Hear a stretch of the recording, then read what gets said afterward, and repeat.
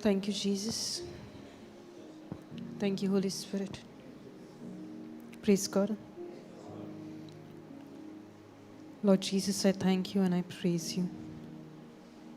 Thank you, Abba Father. Thank you, Holy Spirit. Holy Spirit,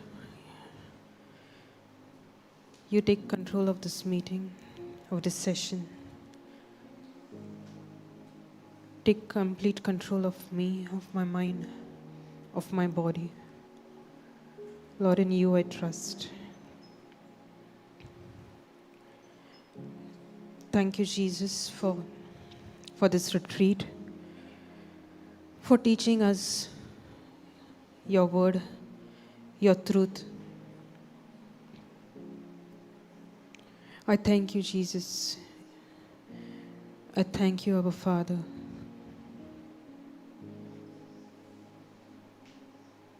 I thank you for this time, for this retreat.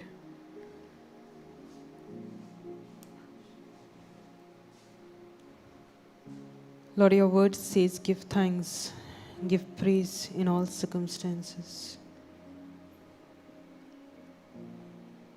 Lord, your word says that you help us in our weakness.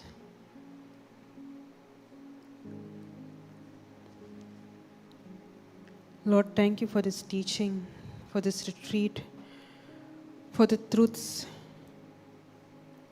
for the understanding. We believe, Lord, that it is just a start to understand your truth of the things that you have already done for us, what you have already provided for us.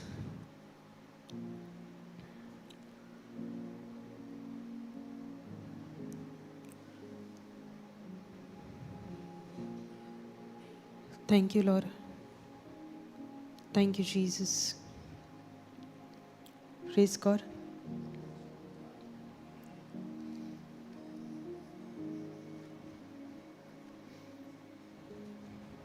Thank you, Jesus. Can I have Romans 8:26?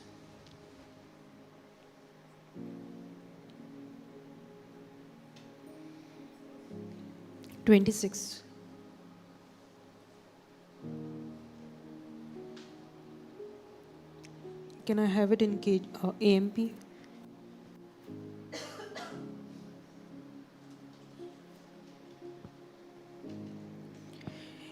In the same way, the Spirit comes to us and helps us in our weakness.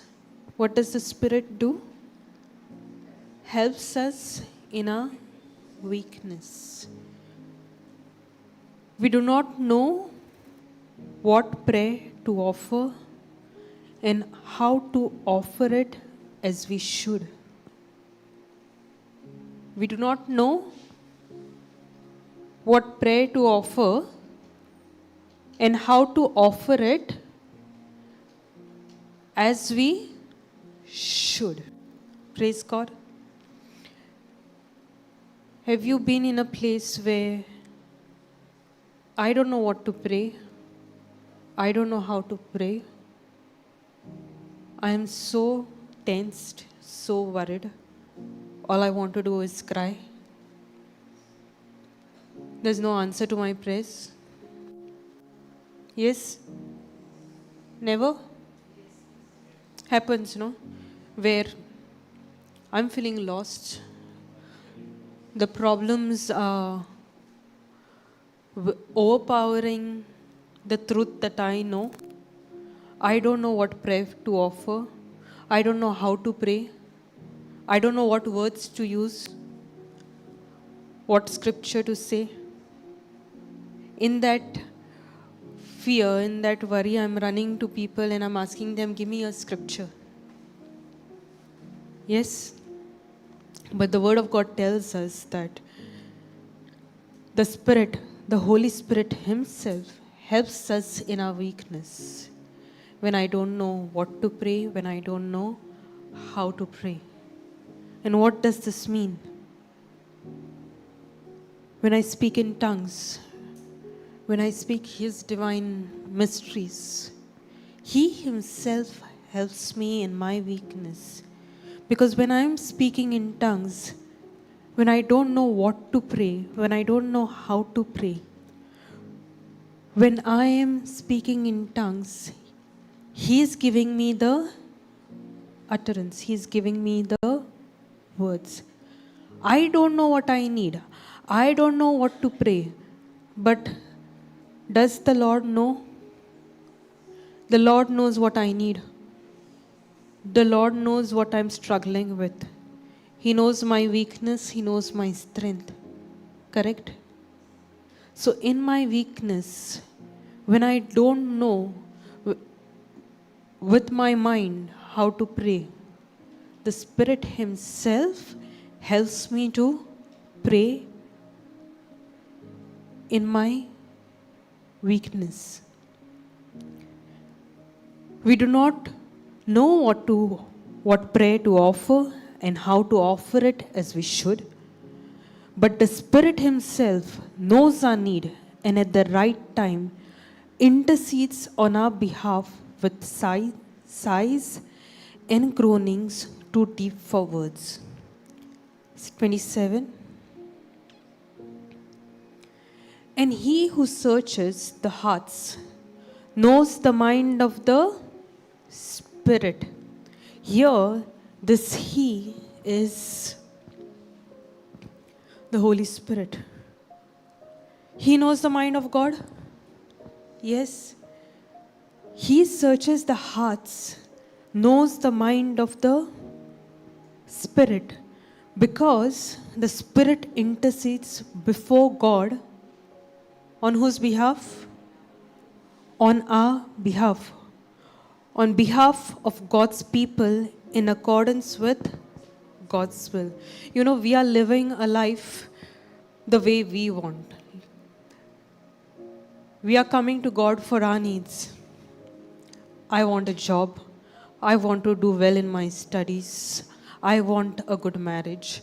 I want a good life. Once my prayer is answered, I'm gone. But we don't realize that each and every one of us are created for a very specific purpose. And that purpose is very unique. That purpose is very unique. But if I don't seek Him, if I don't build that relationship with Him, I will never ever discover what He has for me.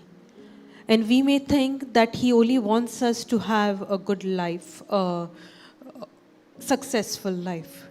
But what's the point in having a successful life in your eyes or in the eyes of men, but if I'm not successful in my mission which God has sent me for on earth?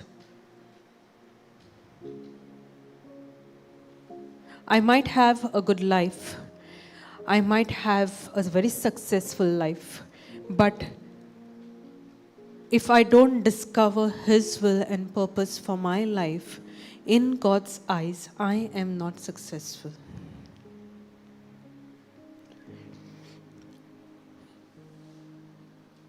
If you see here, can you go to Psalms 139, verse 13 or 16?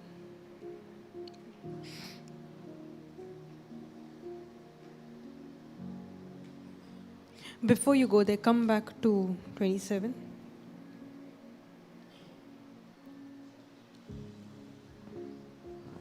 When I pray in tongues, the Spirit, the Holy Spirit, intercedes before God on behalf of God's people. That means on behalf of me, the Spirit of God is interceding for me to God, in accordance with God's will. that will, that specific will that He has for me. What is the Spirit doing? He's interceding before God in accordance with God's will on behalf of God's people. So when I am praying in tongues, I am aligning myself, my life, in accordance with God's will. What it means is, praise God. What it means is, when I start praying in tongues, when I fan into flame, that fire, when I learn, when I seek His word while praying in tongues, I will see my life taking a turn, taking a path which I have never ever imagined for myself. I will start step by step discovering God's will and purpose for my life. When, we might have a job. We might be doing very well at that job. Pay is also very good. But if you see the people who are doing very well, somewhere deep down there is that dissatisfaction, unhappiness, that voice that makes them uncomfortable, unhappy. Correct. Why? And when that happens, we try to drown that voice with things of the world. Parties, shopping, movies, music. We think it is boredom. That is not boredom.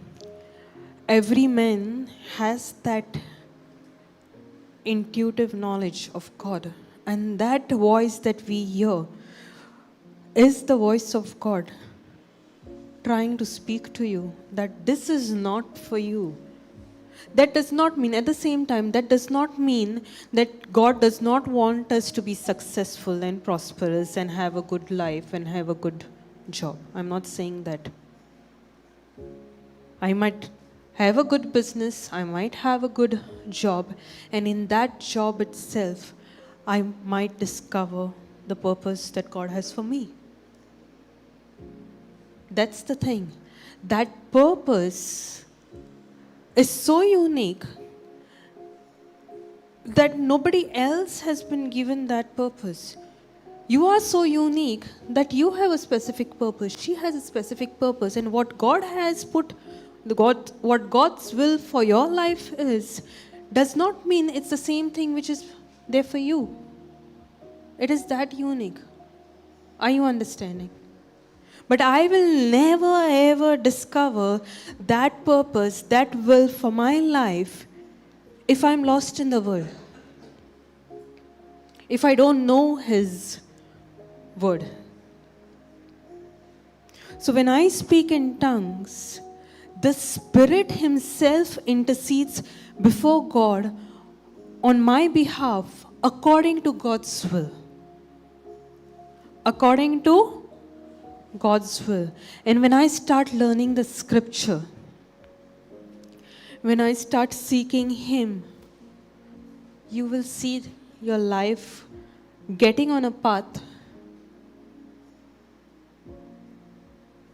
And that path will be so supernatural that you will have that satisfaction. You might have never thought that you would do that thing that God has for you. It might have never crossed your mind. But when you discover it, you will be at peace. You will be happy. You'll be joyful. And that discovering does not happen in an instant, does not happen instantly. It is a process, it's step by step. Now go to Psalms 139:13.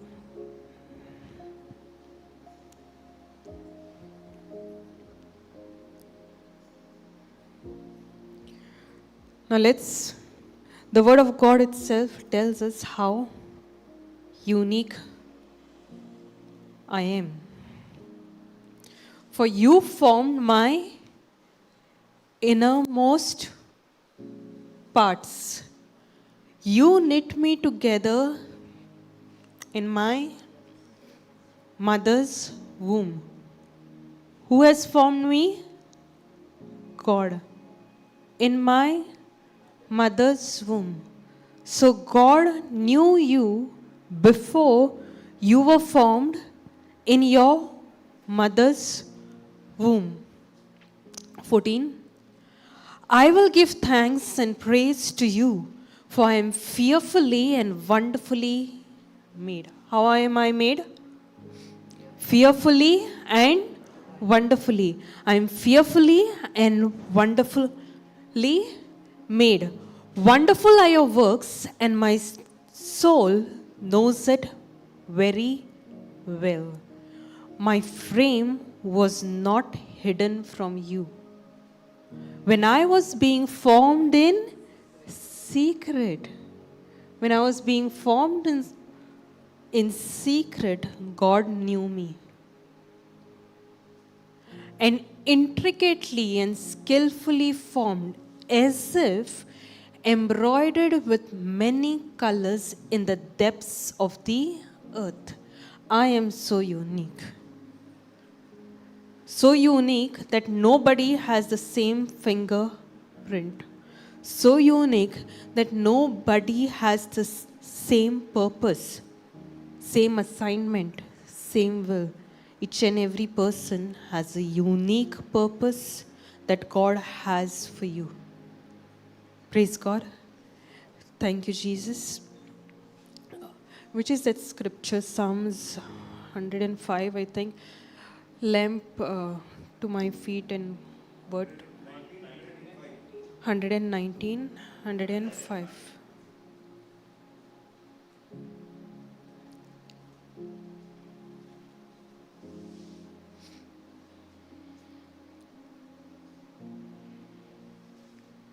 Nineteen, 105.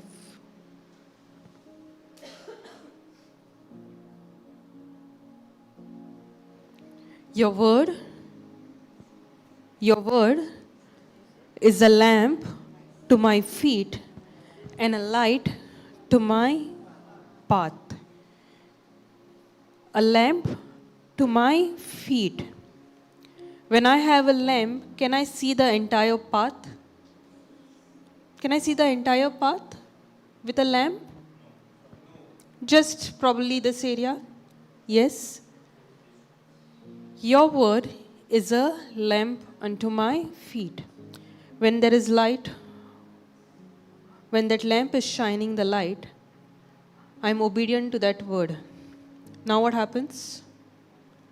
Now the light is there where there was darkness just ahead, correct? When I'm obedient to that word, what happens? The light is there further. So it keeps moving. What has happened all the way? I have traveled a path.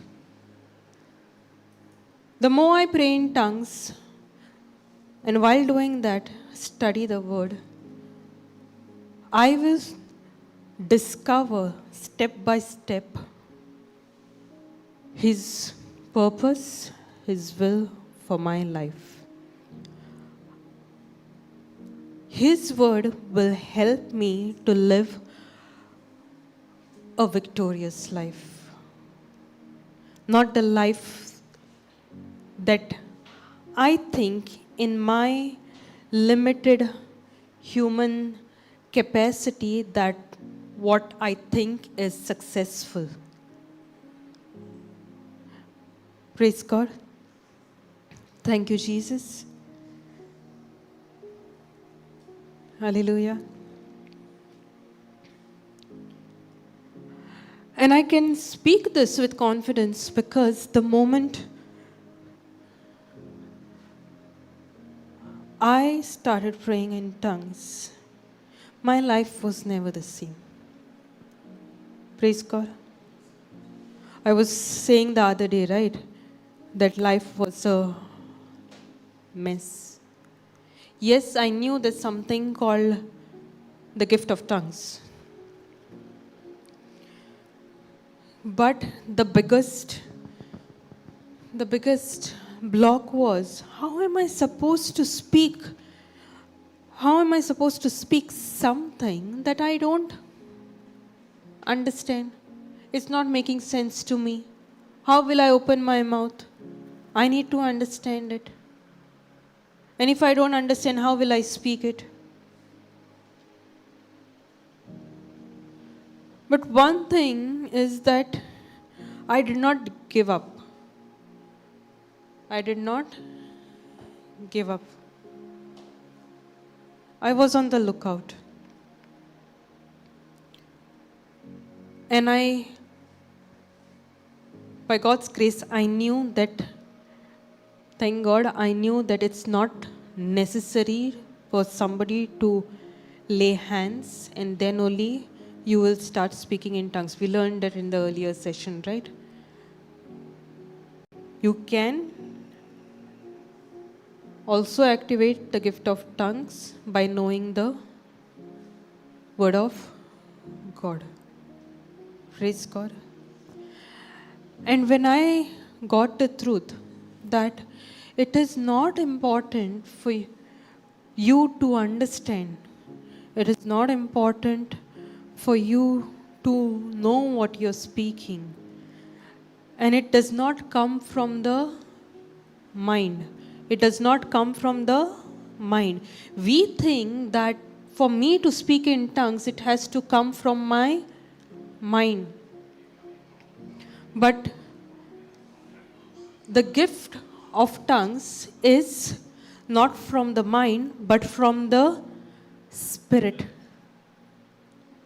When I am born again, my spirit is completely new. Praise God. It's my unrenewed mind which stops me from speaking in tongues.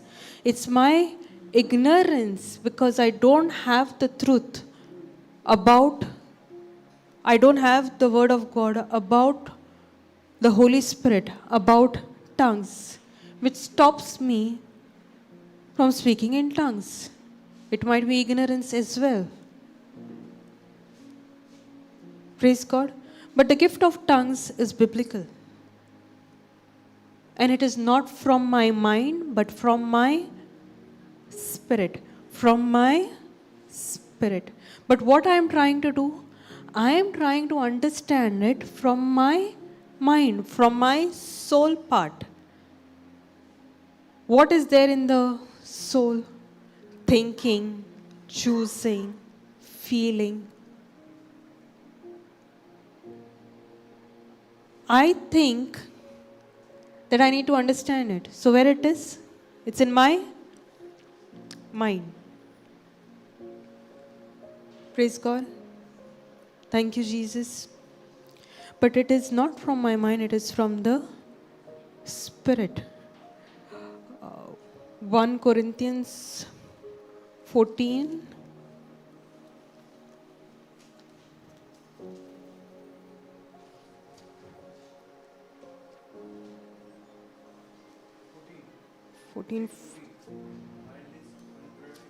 Correct.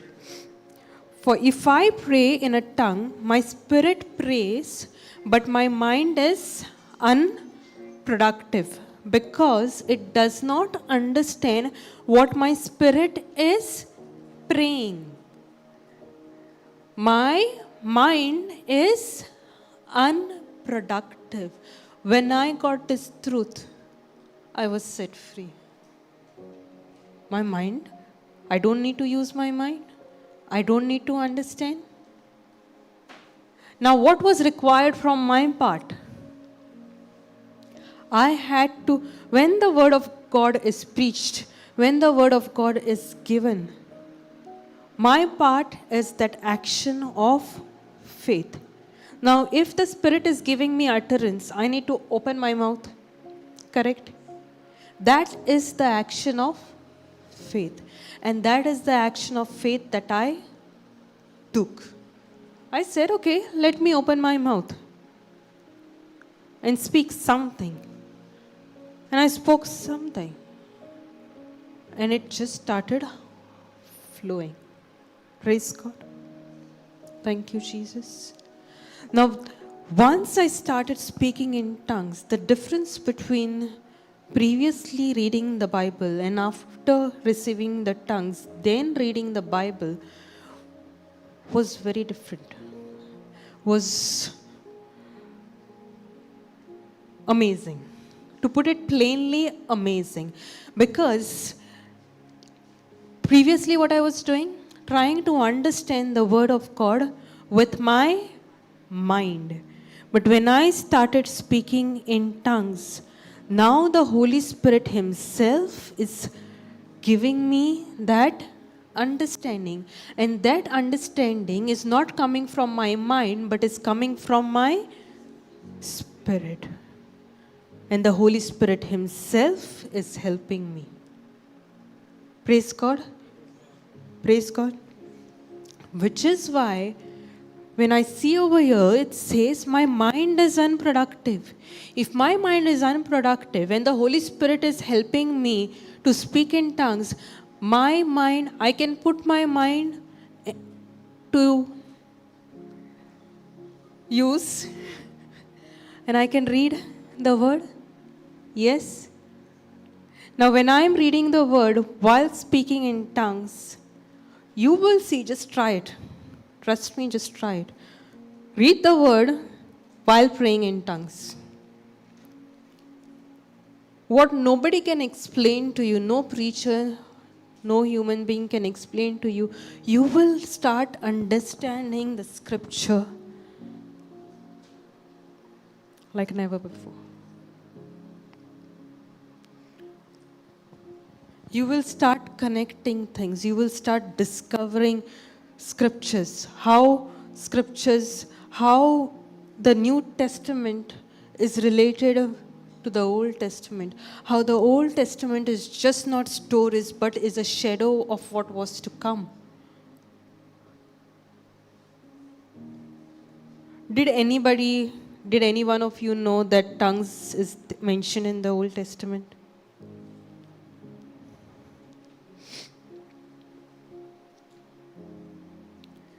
Whatever problems you're dealing with, or say whatever questions are not being answered, even from the scripture, you have heard the word preach, you have read the word, but you are struggling to understand what it means. When you pray in tongues and pray with that right attitude that I want to learn, and I want to learn to know you, to build that relationship with Him. The Holy Spirit Himself helps me to understand the scripture. He will send people in your life. You will discover things through different mediums. You can say books, different videos, audio. He will make that way. I need to be open. I need to have that expectation, because expectation is the breeding ground for miracles. Why was it that what I was finding so difficult, that I'm like, how am I supposed to say something that I don't understand? But when did things change? And this went on for years, by the way. Good 6 or 7 years. When did things change? When I was ready to accept it.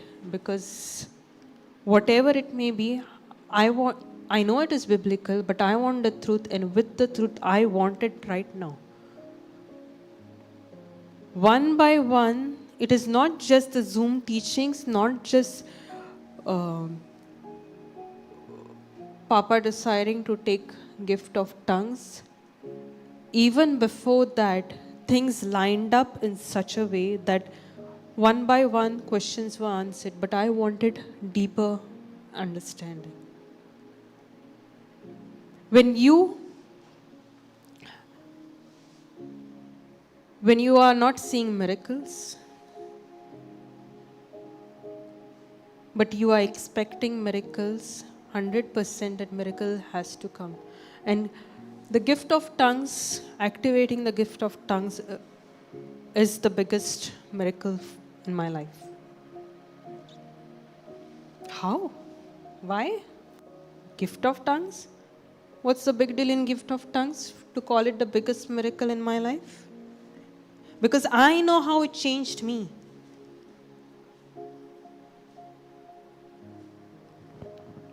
Praise God. Thank you, Jesus. Hallelujah.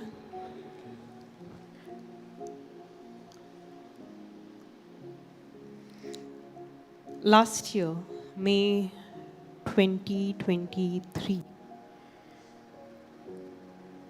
Brendan shared that we went for the youth retreat where he first time experienced the anointing. Yes. So we come here, we give our testimony, we go back.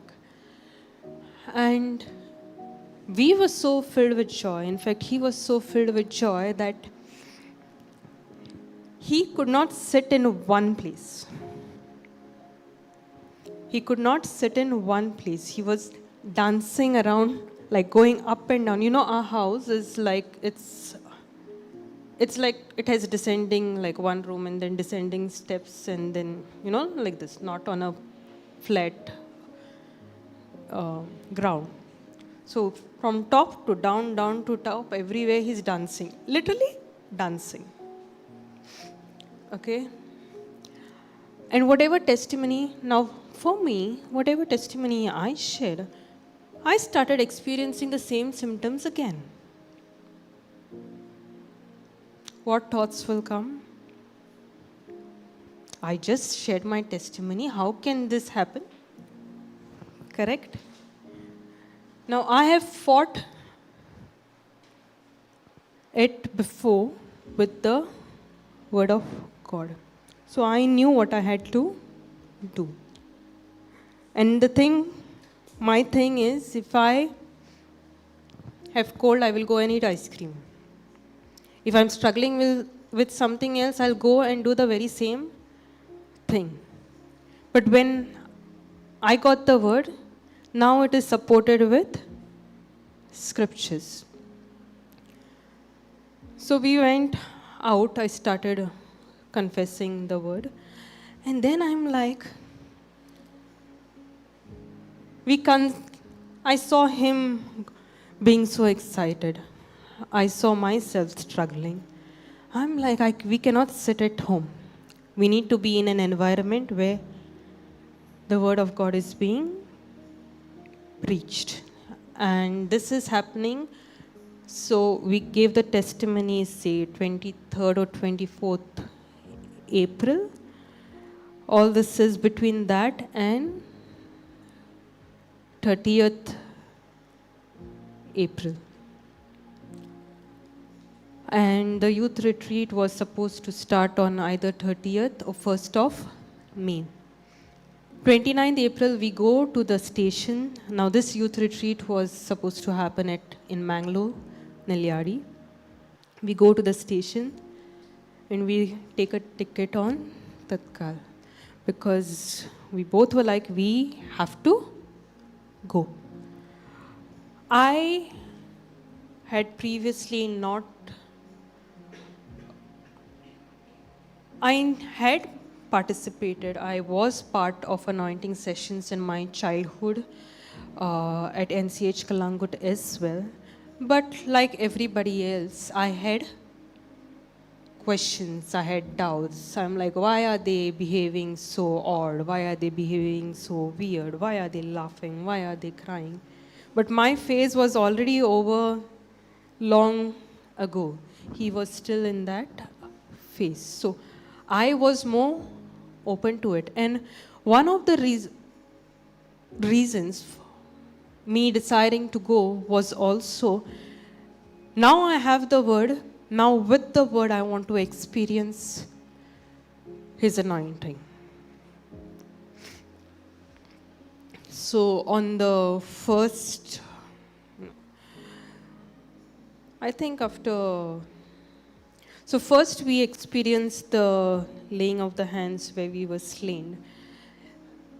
And then after 2 days, sister comes and she's like, she starts talking. And the moment she starts speaking, I knew what was coming. And she was speaking on the joy of the Lord. I was not ignorant about it because I had heard about it previously. I had seen sessions, people experiencing the joy of the Lord before at NCH and different places. So one of the reasons for going was I want to experience joy. And I didn't tell it to anybody, but that expectation was there. And the moment she started speaking in the second sentence only, I knew what is coming. So I started smiling. So expectation is the breeding ground for miracles.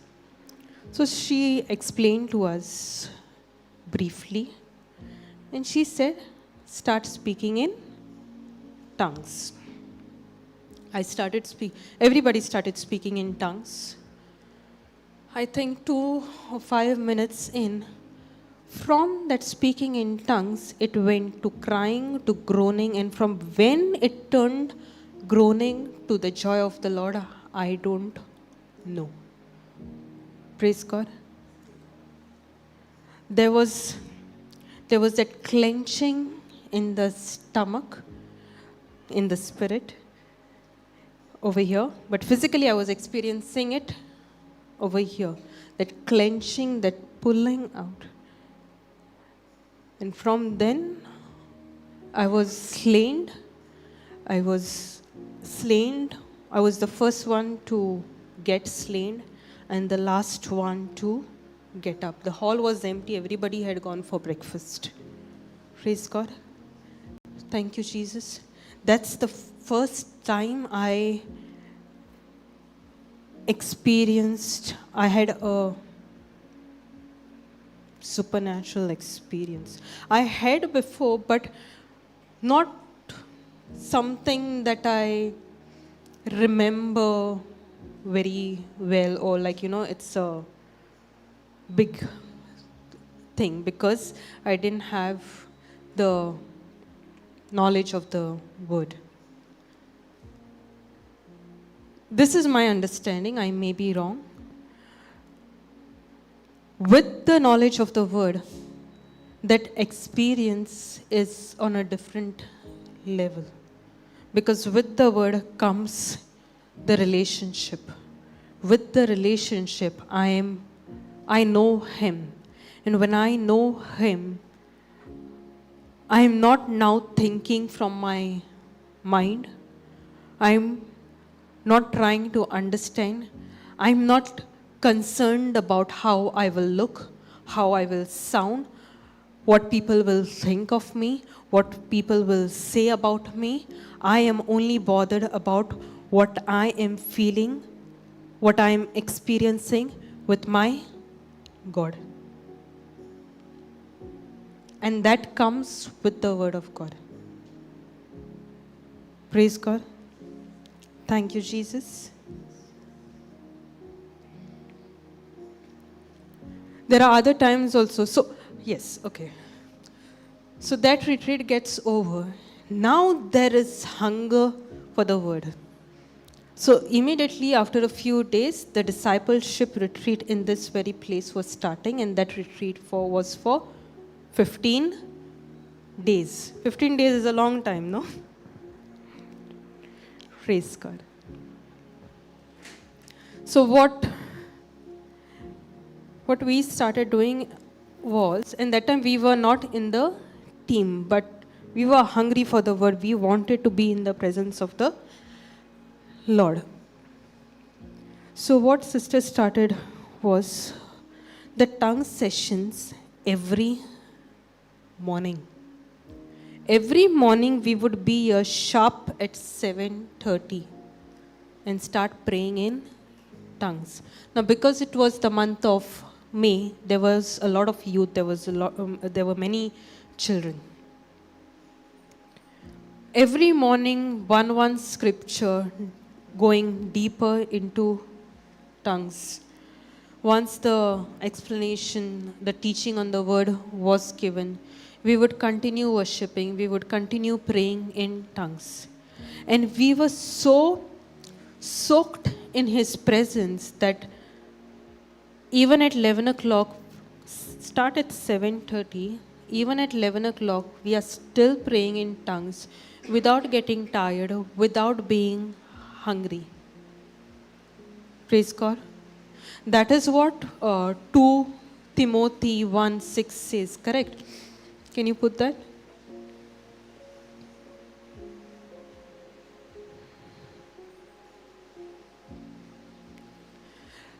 That is why I remind you, who is speaking this? Paul is speaking to Timothy. That is why I remind you to fan into flame the gracious gift of God, that inner fire, that special endowment which is in you through the laying of my hands with those of the elders at your ordination. The gracious gift of God is tongues. When I am going cold, when I am thinking that, oh, I don't feel like reading the scripture,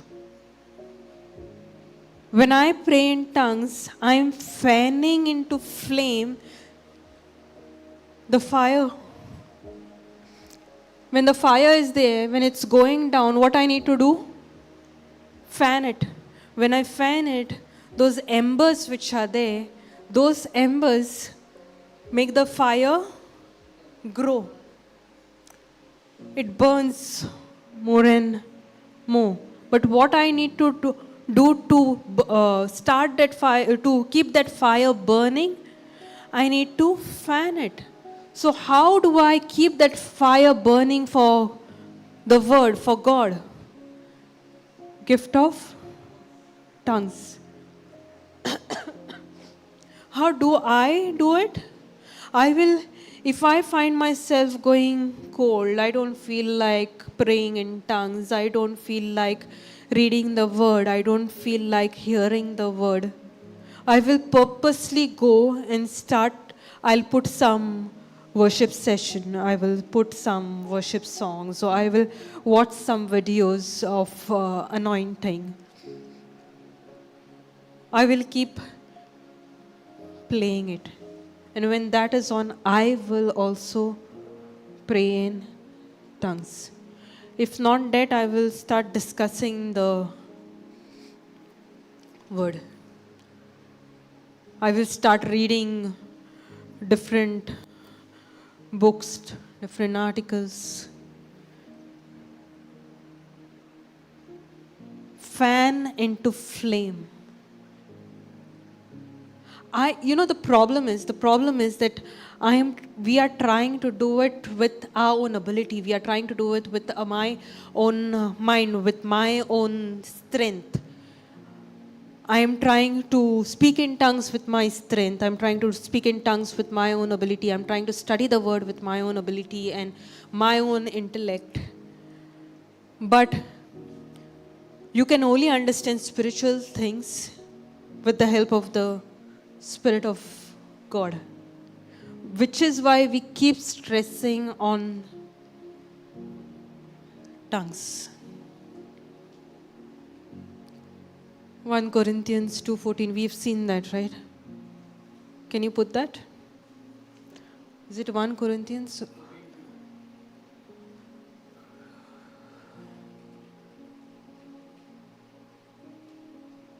For one who speaks in an unknown tongue does not speak to people,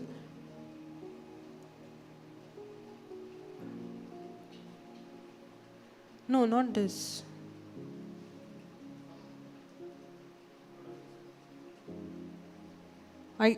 My mind does not understand spiritual things. 1 Corinthians 2:14 or 10:14.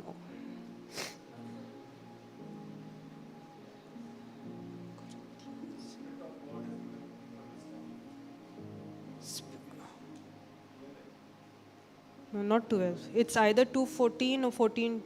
Correct. Can you put it in KJV? Yes. But the natural man receives not the things of the Spirit of God. Who is a natural man? Somebody who does not have the Spirit of God, somebody who's trying to understand the things of the Spirit with his natural mind. So the natural man receives not the things of the Spirit of God, for they are foolishness unto him. Neither can he know them because they are spiritually discerned. Now put AMP. But a natural, unbelieving man does not accept the things, the teachings and revelation of the Spirit of God, for they are what? Foolishness. When does the word of God sound foolishness to me? When I am trying to understand it with my natural mind. Absurd and illogical. And he is incapable. No way, there is no way a natural man, a man who is not believing, who is not taking the help of the Holy Spirit, who's not fanning into flames, he is incapable of understanding spiritual things, because spiritual things are spiritually discerned and appreciated. And he is unqualified to judge the spiritual matters. Why does when somebody is slain, why does when somebody under the anointing is crying, is having the joy of the Lord, why does it look foolishness to me? Why does it look absurd to me? What is wrong with these people? Why are they acting foolish? Because I am trying to understand it with my natural mind. And when I am trying to understand it with my natural mind, I am not qualified, because spiritual things are discerned by the Spirit of God. Praise God. Thank you, Jesus.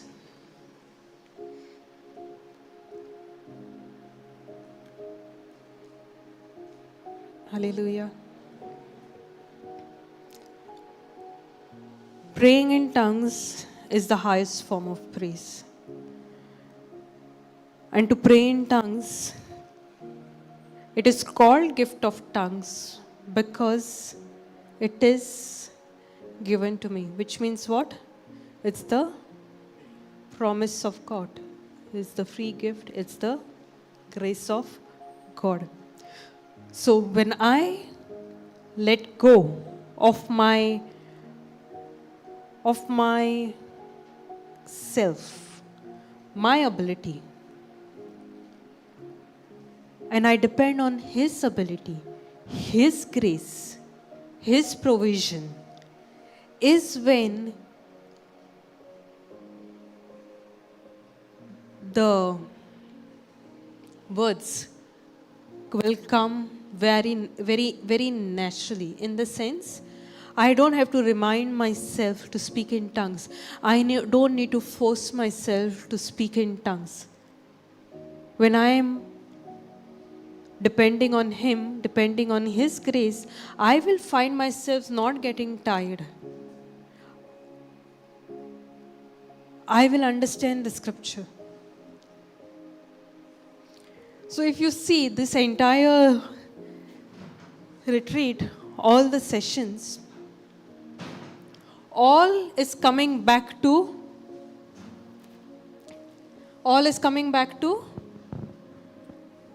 grace. Praise God. Thank you, Jesus.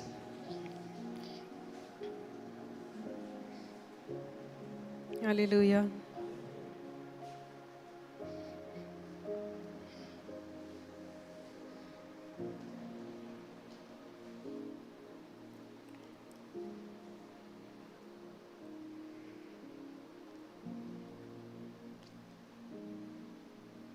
Thank you, Jesus.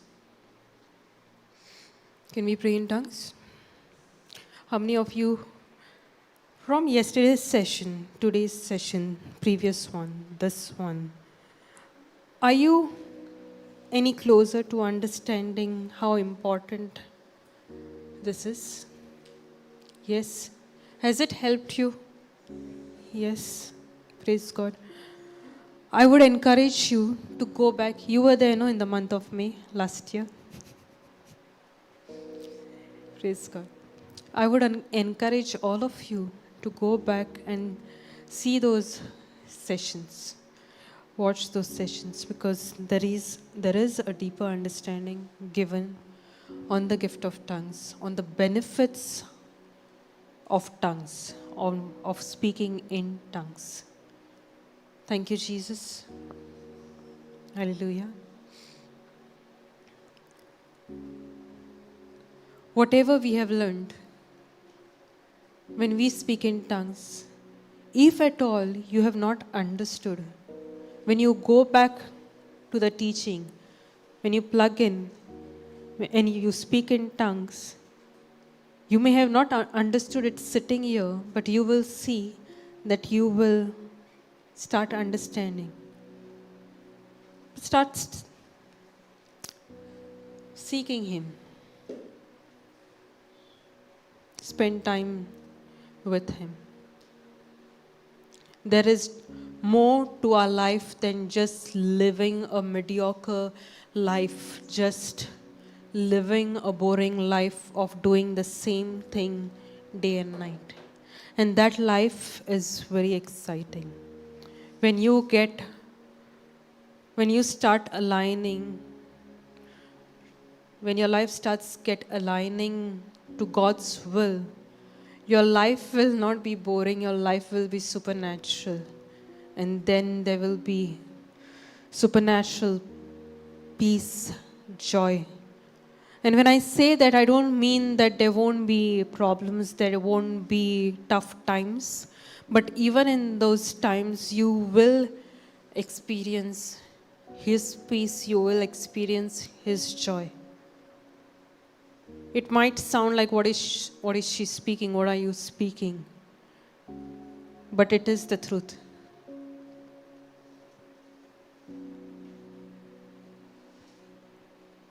God has become more real to me in the past few years, in the toughest times, in the most difficult battles. When you depend on Him, when you rely on Him, you will experience supernatural peace and joy.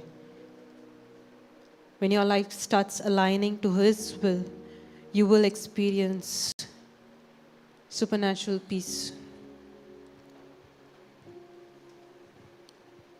Because now your spirit is one with His Spirit. Praise God. Thank you, Jesus.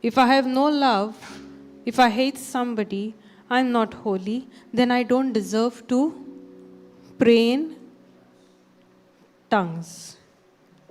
So what I do? I keep my mouth shut. What this actually means is, what this scripture actually means is, when I speak in tongues, by default, I operate in love.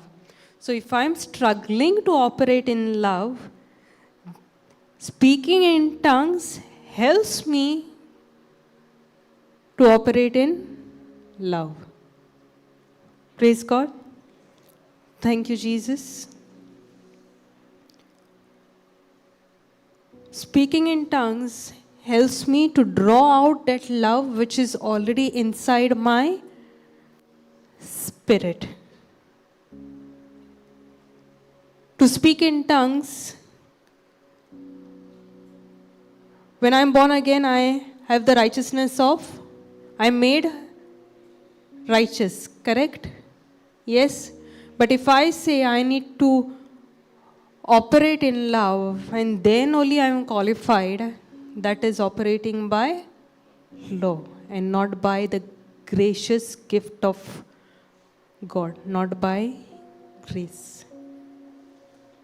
Praise God. Thank you, Jesus. Hallelujah.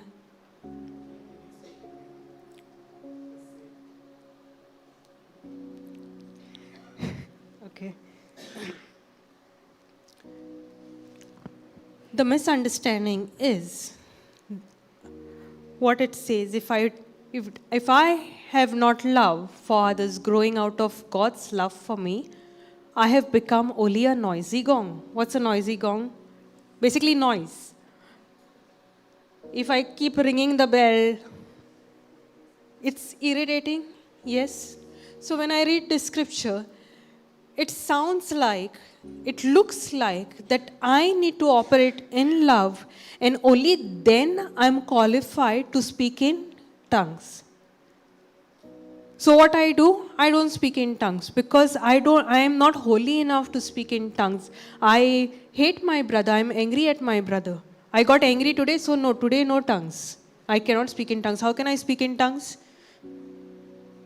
I got angry with him. I don't deserve to speak in tongues.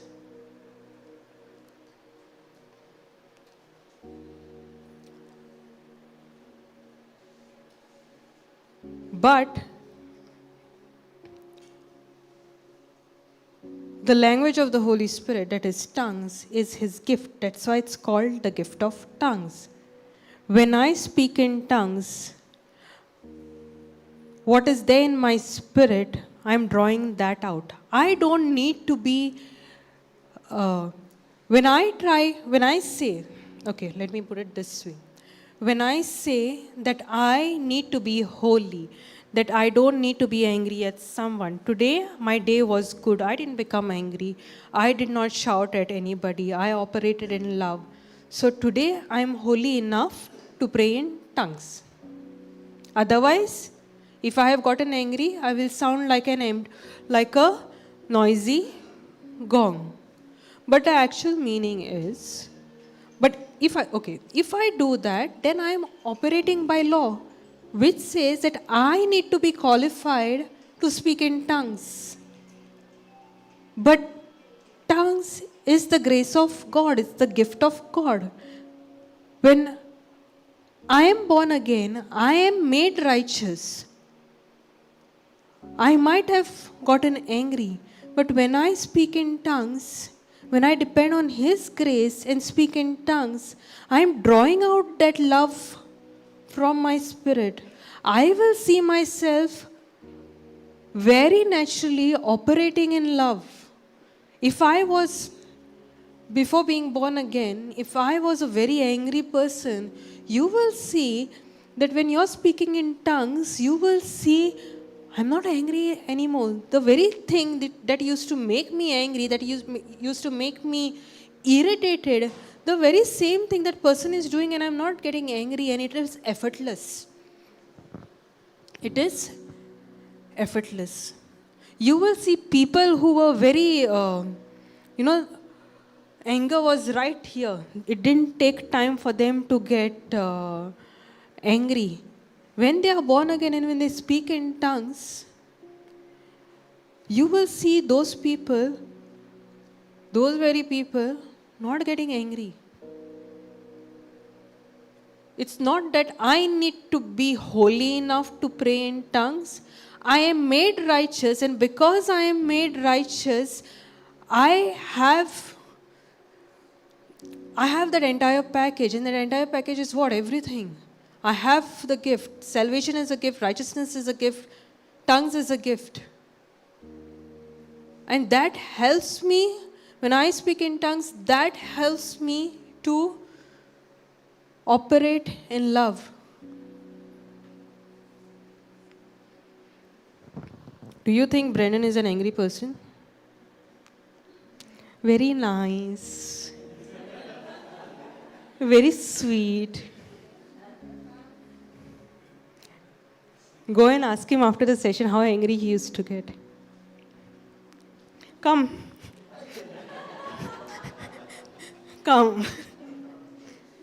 You didn't share that part. Come and share.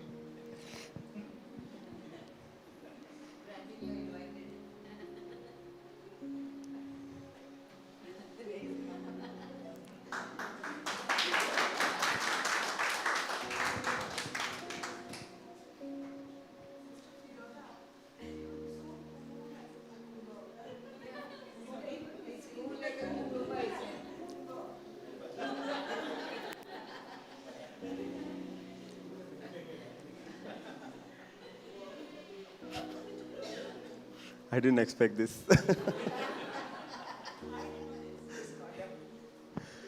Praise God. So yeah, the cool as a cucumber is now, but previously it was spicy as a mirchi. Okay, that is my mind coming up with pathetic jokes. But okay, thank you, Jesus. Praise God. Earlier, it did not take time to get angry. So yesterday, when I shared my testimony, I didn't go in detail, but I did mention that there were certain problems that I was having at home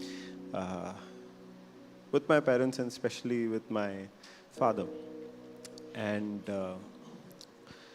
I don't know when it started, in which year it started, but I think it is from school where little things would trigger and I would flare up like nothing.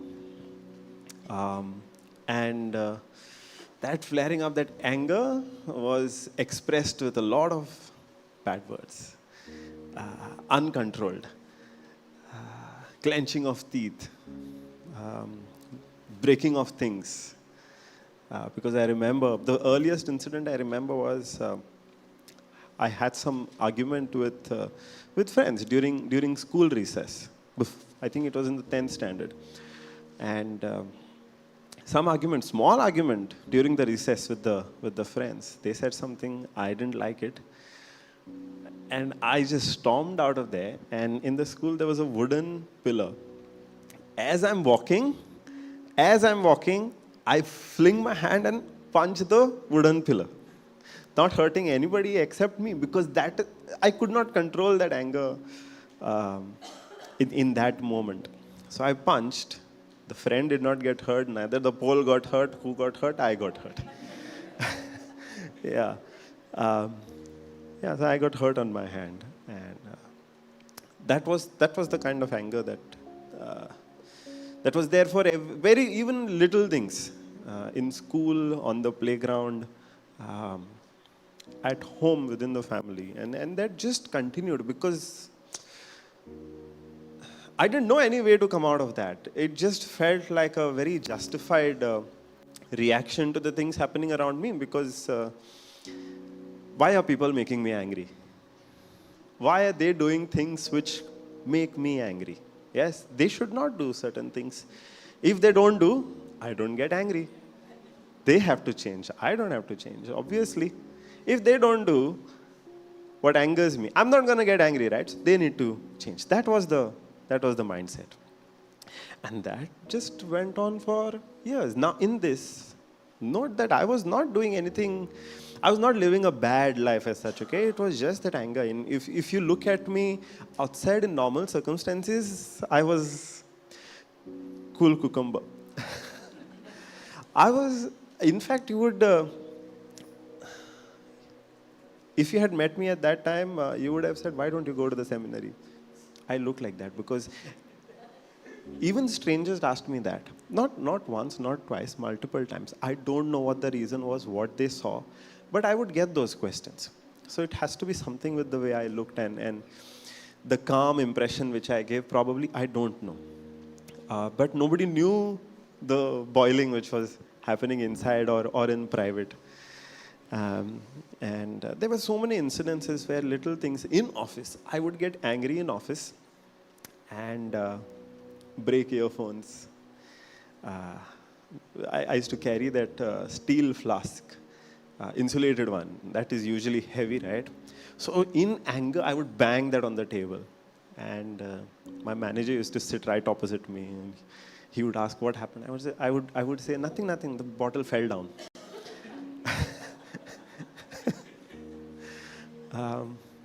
One day, living with the roommates, I again got angry over something. I was alone, and I was talking to a friend, and I got angry by what that friend said. And there was a plastic chair, not a stool. There was a plastic stool. In that moment, I don't know why that fierce reaction came, but I just punched the chair and that plastic stool broke. Now I have to justify that when the roommates come home. No, I broke a chair. So I said, I can't tell them I got angry and broke the chair. I said I had climbed on top of it to clean the fan and I fell down. And the chair broke. I have to come up with all these reasons. I can't show outside that there is so much of anger, right? What about my image then? What will they think of me? So outside I was looking very good. But inside there was so much anger filled, there was so much hatred filled against many people, right from my teachers to the college principal to family members. Anger was filled, hatred was, it's not just a dislike, it was hatred. I didn't want to look at their face. I didn't want to think about them. If I thought about them, I would think about what they have done wrong, how they have hurt me or somebody that I loved, and I would get so angry, and I would not want to look at them.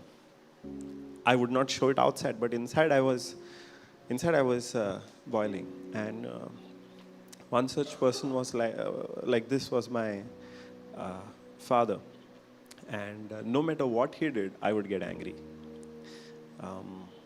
There were several things which he did which I did not like, and I did not know any other way but to react with anger, and that would lead to fights. And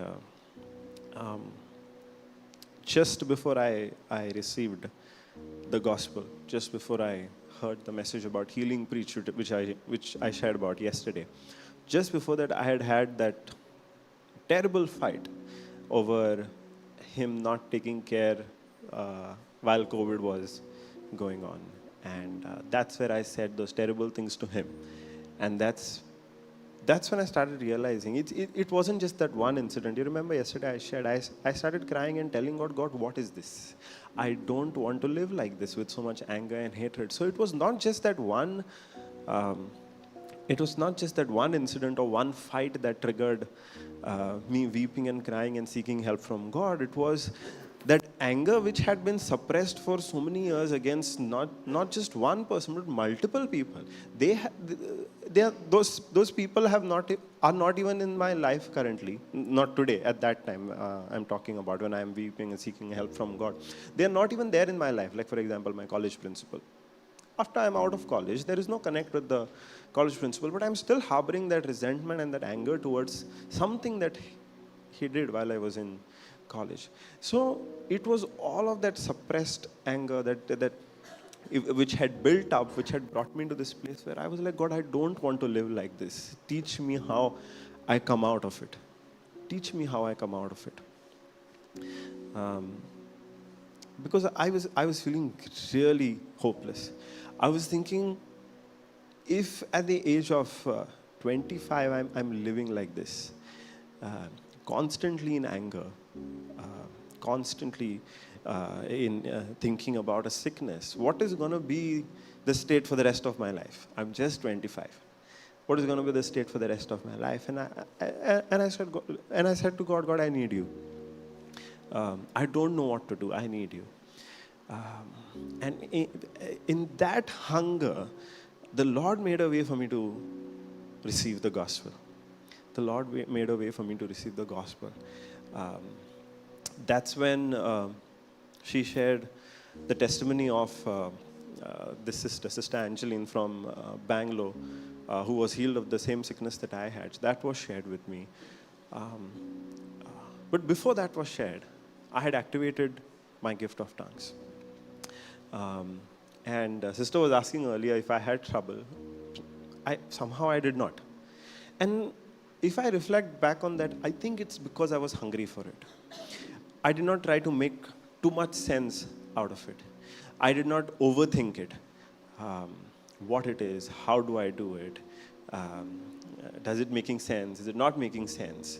I did not overthink it. I think because I was in that state where I was like, God, I don't want to live like this anymore. I was hungry for God. So He reached out. He helped me activate the gift of tongues. Soon, the video was shared with me, through which I received the word, the truth, that God had healed me. So I grasped all of that because I was hungry, because I was desperate to come out of all of that. So I kept holding on to the gift of tongues, the teachings. Soon after Brother Johnson taught on the gift of tongues, he moved on to teaching faith. How does faith come? What is believing? What is believing with the mind and what is believing with the heart? What is Paul's thorn in the flesh? I kept hearing because that was my way out of what I was going through. All that anger that was torturing me, all that anger which was spoiling my relationships within my family and outside of my family, all that anger which was aggravating the sickness that I had, because in that anger, it was a lot of stress. So my body was not able to take it. So even if I'm taking the medicines, because I'm in so much stress and all those negative emotions, I would still see the symptoms. I'm taking all of the medicines. That's fine. But because of the stress on my body and the negative emotions in my body was reacting. Our body reacts to the emotions that we have, and my body was aggravating the symptoms of the sickness that I was dealing with at that time. So in that state of desperation where I'm crying out to God and saying, God, I need your help, He made a way for me to receive the truth. And I was hungry, and I held on to that truth, and I went on praying in tongues, and I went on hearing the preaching, and I went on confessing. And we started discussing whatever we heard, whatever she learned, she would share with me. Whatever I learned, I would share with her. And it was exciting at that time because every single sentence that Brother Johnson spoke seemed like a revelation, nothing that I had ever heard before. And I'm like, I did not know this about my God. I did not know God had done many of the things that we have shared in this retreat. When I heard it for the first time, it created that excitement because I was thinking I have never heard this before. I did not know God loves me in this manner. So it created that excitement, and we would go and share with each other. Now, the result of that was the relationship, especially with my father, which was strained. Today, it is not the same. I don't know for how long, I think close to 10 or 12 years, I had not called him dad or dada. Uh, I would I would not even speak to him properly. Um, Only that little thing which was needed, tell him and get out of there. If I see him doing something which I don't like, tell him not to do it, shout at him, get out of there. If he's speaking something extra, shout at him, get out of there. That relationship with him was like that. So one side, my relationship with the father was on this extreme where I did not want anything to do with him. The relationship with my mother was on the other side where at that time my mother was my best friend. More than a mother, she was like a friend at that time. So there was that extreme imbalance. And today, if I look back and see how my relationship with my father has improved, it has been supernatural. Because in the last 1 year, or I'll talk about the last 1 year. In that 1 year, I have sat down with him, spoken to him, chatted with him, hugged him, cried with him, consoled him when he was going through a period of grief in his life. And if I think back on it, I did not try to mend that relationship by my own effort.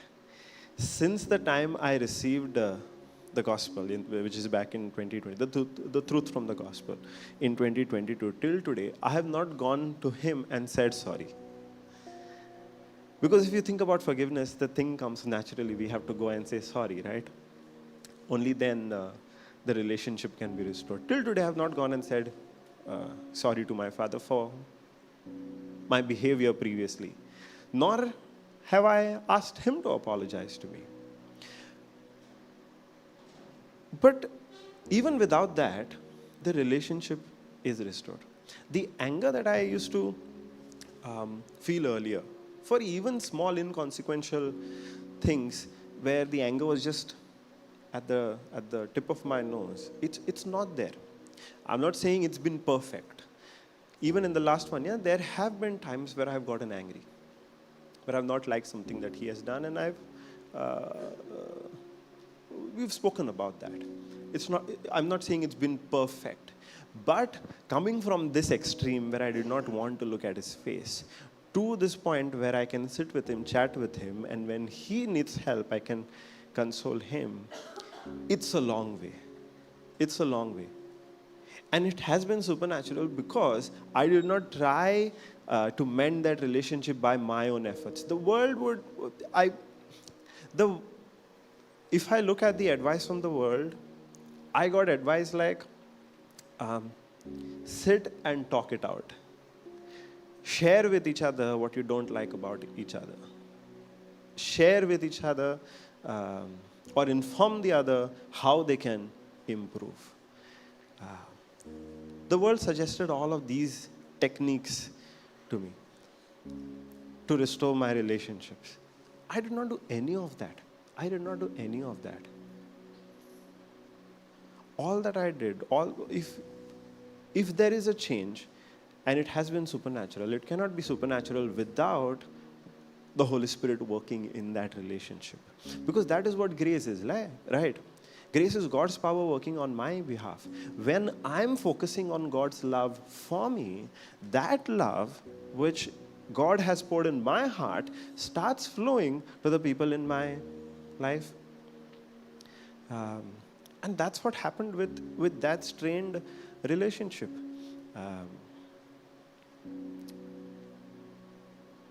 Since that time, I have not broken any chairs. I have not hurt myself trying to punch something else. I have gotten angry, but not the kind of anger which was to the extreme. To the extreme. And the gift of tongues has been, praying in tongues has been a supernatural help in that area. Because we keep praying in tongues, no matter what we do. Whether we are traveling, whether we are working, whether we are cooking, anything if before going to sleep, or for that little while, not out of law that we have to do for a set number of hours every day, have to do at this so and so time. It's not like that, but every day we do. Every day we do. Um, and it comes from that relationship. And it has been a big help, not just in one relationship, but other relationship as well. Uh, uh, with anger, letting go of that anger. I did not go for anger therapy to let go of that anger. Of course not. Where did the anger go? I don't know. I'll have to ask the Holy Spirit. Also, there was, along with that anger, there was a lot of guilt about certain things that I had done. Um, and with that guilt, it had kept me away from God because I was feeling unworthy. I was feeling unworthy. I had stopped praying because of that guilt. There was a period of time where I did not even go to church because of that guilt. I was like, how can I go to church and how can I receive communion with that unclean heart? So instead of going to God for help, for a time I had gone away from God because that guilt had taken me away. I was feeling ashamed to even go to God because God does not accept unholy things, right? That's what I was thinking. So I felt unholy, I felt unclean, I felt unworthy. So I went away from God instead of going to Him. But today it's not the same. Today it's not the same. I'm not saying I did not do anything bad in my life, but I'm saying that's all that has been erased. What I'm saying is that does not define today God, or that does not determine my relationship with God today, because from the Word of God I learned God loves me, God has forgiven me, and He's not holding my wrongs against me, and He's not waiting for me to first be holy and then come to Him. In fact, it's the other way around. I go to Him and He accepts me, He cleans me, He makes me righteous, He makes me like Him. But in all of that, the constant has been praying in tongues. The constant has been praying in tongues. Because if we lose our focus, if we get distracted, then it's very easy to slide back into that old mindset, the old way of thinking, the old habits. That's where we have to be consistent. But consistent not out of law. Again, whatever action we take, it can either be an action based on grace, or it can be an action out of our own works. So today, if we are staying consistent, we are not staying consistent because some law demands us, or God demands that kind of behavior from us. That consistency comes out of that relationship with the Father. The husband and the wife, do they talk to each other every day? Yes.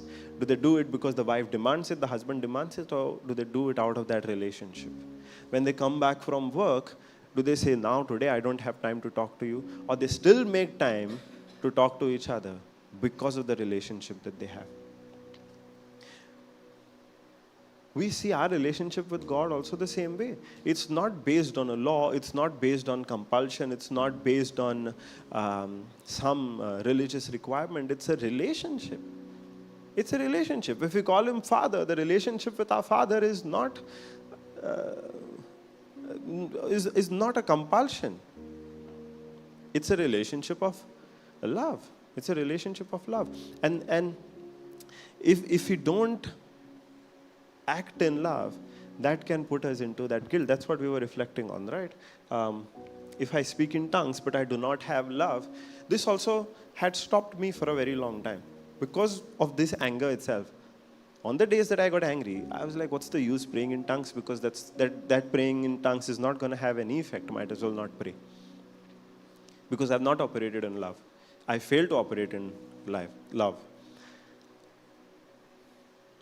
And it took me a long while until I asked that question, until I asked clarity on this scripture. That's when I realized, that's when I learned that it's not about the love that I give to others. If I don't pray in tongues, if I pray in tongues but don't have the recognition, or I'm not doing it with God's love for me at the center, that's when the praying in tongues becomes like a noisy gong. If I'm saying praying in tongues, or the how effective praying in tongues is based on whether I have operated in love or not, it might sound very noble, but I've slipped into law mindset, because what am I thinking of now? My own performance. Because I have not operated in love. I have failed to operate in love. I have made it about my performance. Now, that's not what this scripture means. The love that it's talking about is the love of God for us. If I don't pray with the recognition of that love, then the tongues don't have any benefit. Because the tongues, the gift of tongues, is a love language between us and the Father. If in we don't recognize God's love, then the tongues become that empty gong. It's not about whether we give love to the other one or no. That comes as a result of recognizing God's love flowing in our hearts. God shedding His love in our heart. The horizontal love, the love between me and my neighbor, comes as a result. That's not the root. That's the result of the love that I experience from the Father. If I don't receive the flow of love vertically from God to me, I cannot give it out. That's the love this scripture is talking about. The love that I receive in the first place from the Father. That's the source. The Father is the source. So when we pray in tongues, we have to pray with the recognition that I'm speaking a love language with my heavenly Father. And this recognition has been a big help. Because if you had to ask me to fix all these relationships that had been strained because of my anger and guilt, I probably would have had to go to therapy for the rest of my life. Or I would have taken the rest of my life to go to all those people and try to mend those relationships. But today I don't have to do that. It's in my weakness, it's the power of God that was made perfect. Praise Jesus. How did that happen? Through the gift of tongues. Through that consistency in praying in tongues. Hallelujah. Thank you, Jesus. Praise Jesus. So if you see me as a cool cucumber, say thank you, Holy Spirit. Praise Jesus. Yeah.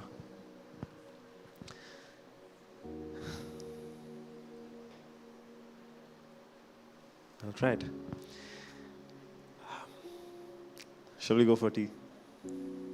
Yes? All right. Thank you, Jesus. Thank you, Father. Thank you, Holy Spirit. Amen. Praise God. Yeah. Let's go for tea.